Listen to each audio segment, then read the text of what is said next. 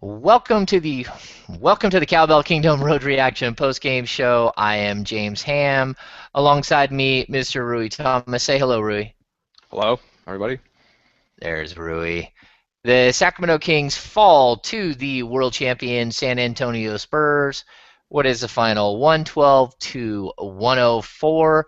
They had every opportunity in this game, but they were not able to piece it together. DeMarcus Cousins misses his first game of the season, and let's be honest, this season he is the Sacramento Kings' everything. Rudy Gay, Darren Collison returned from injury. Rudy Gay plays well. Darren Collison really not so much. A rough game overall for Collison. He finishes with decent numbers, but not quite the night that you're hoping for. Rui, what was it that you saw in this game that caused the Sacramento Kings to fall to 9-7 on the season? There were a lot of problems tonight, right? We can start with Carlson, who's he put up the decent offensive numbers, but besides 2 assists, but then he let Tony Parker go off, right? Slice and dice. Tony Parker only had 11 points in their first game, the Kings won, and then I believe he had 27 tonight on 10 of 17 shooting. So Parker abused Carlson and Sessions. We saw the Kings play really bad perimeter defense again, just like the night before. They allowed the Spurs to shoot 12 of 24 from behind the arc. That's 50%. The Spurs just kept gunning. You know, the Kings didn't trade back any threes. They shot 6 of 10 for the night, but 3 of those came in the winding down in the fourth quarter when the game was already out of reach. So we saw the Kings take a lot of mid-range jumpers today. Having Cousins out, right, may have caused a lot of problems, but Holland stepped up big in the first half. But the defense definitely let the Kings down today. Yeah, the defense was atrocious, I thought. They allowed the Spurs to shoot 51%. The Kings also shot 51%. So while their offense wasn't totally effective, I do believe that their defense was atrocious. The one thing that really sticks out to me, you brought it up already, Collison really struggled with Tony Parker. Tony Parker started doing his Steve Nash run around in circles move a couple of times and just finding open guys for wide open shots. I thought that was a huge difference in this game. I would have liked to have seen, we're going to keep banging this drum, but again, this is a game where I think that this game was lost when you couldn't stop a driving, penetrating point guard who likes to dish in Tony Parker, and I would have liked to have seen Ray McCallum. Clearly, Ramon Sessions, whether he's on offensively or not, he's never going to be the guy to stop or slow down Tony Parker. And I thought that was sort of a disservice that we saw.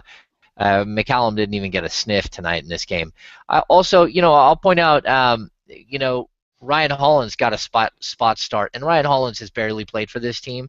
But I promise you this, if you look at his advanced statistics, he's like a NBA MVP candidate as far as advanced statistics. When he does come in, he has been extremely effective for the Sacramento Kings.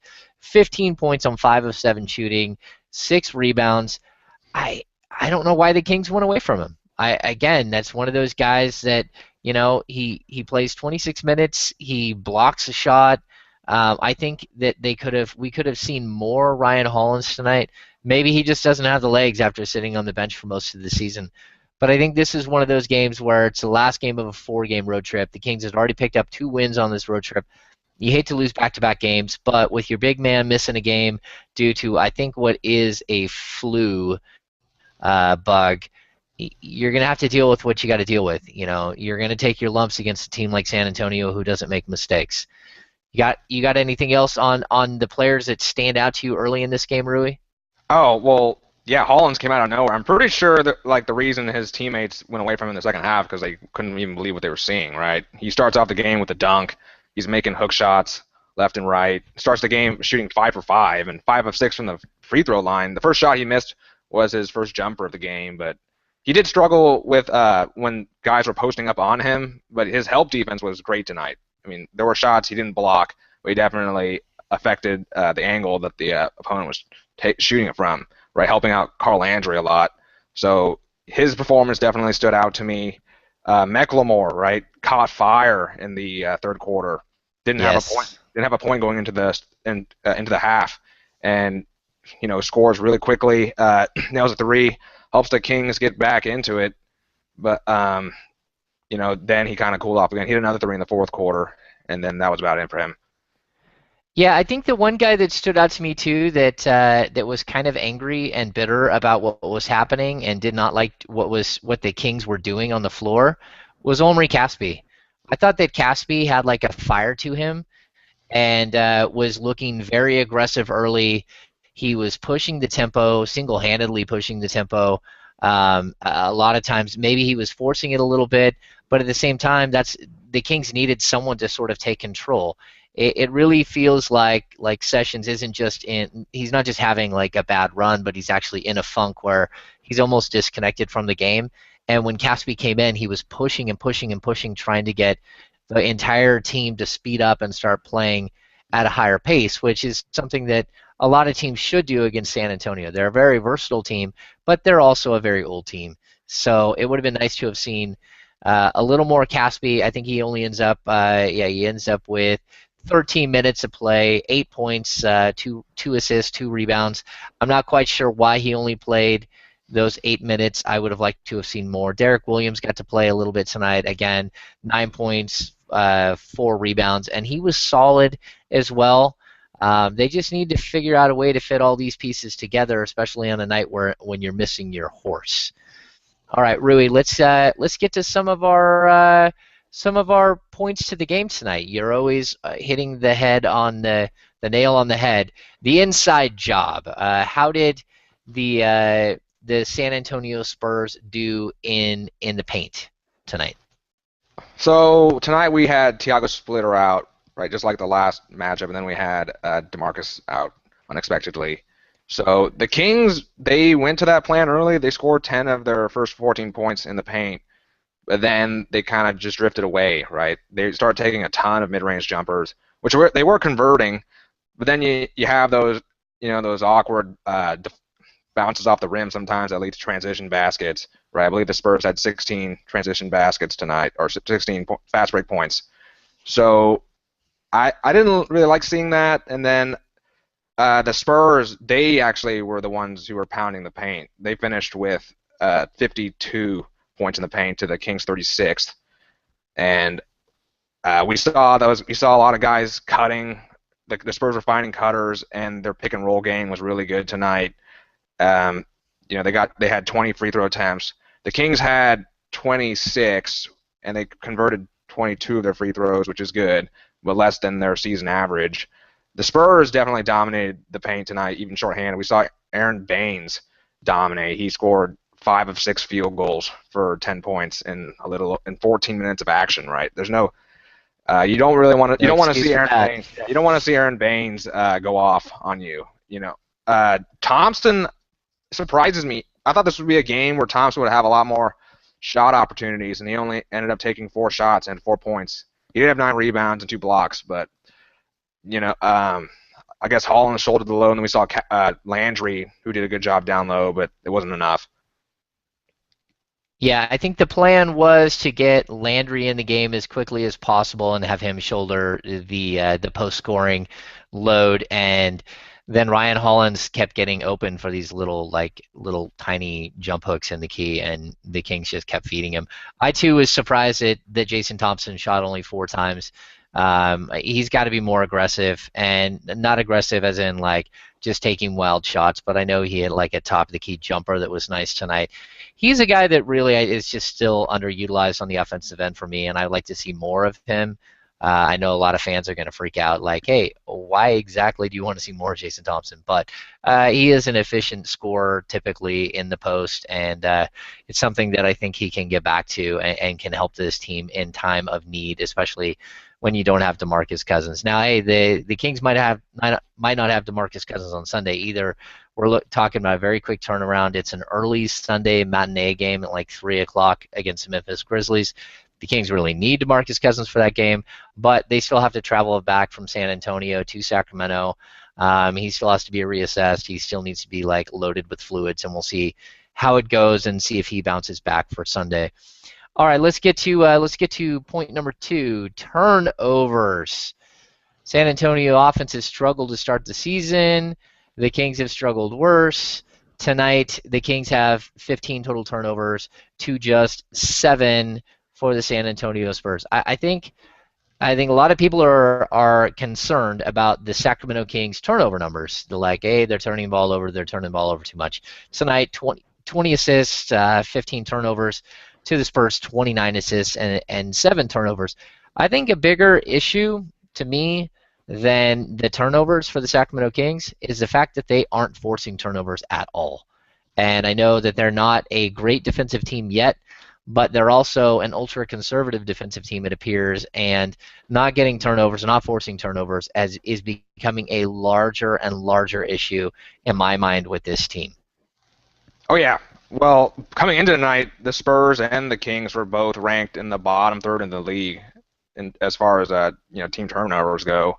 And right from the bat, the Kings, they had 2 turnovers quick. They finished the first quarter with 6 turnovers, added 3 in the second quarter. Coincidentally, the only quarter that the Kings won, that they outscored the Spurs 29-7, was the third, when they only had 1 turnover, and the Spurs had 3. So you can see a connection there. Funny how that works, isn't it? Yeah. Yeah, it is strange. I mean, again, I think it might have to do with Malone's defensive scheme. Maybe they don't like to gamble so much on the perimeter. But I mean, the Spurs, they're struggling just as much as the Kings are.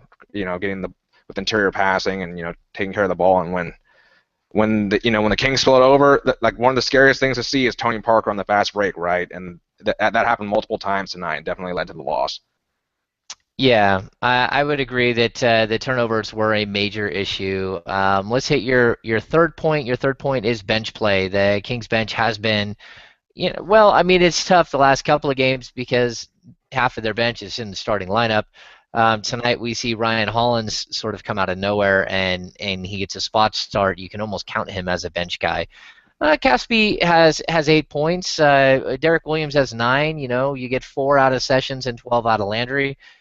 They outscored the San Antonio bench, and some relatively efficient scoring as well. Carl shoots 4 of 10, but outside of that, I think the Kings bench did an all right job. If you can get roughly 33 points out of your bench every night, I think you're going to win a sizable amount of games. Tonight, not one guy stepped up and jumped like way out and had a great game. But overall, a solid performance by the 4 guys who played major minutes.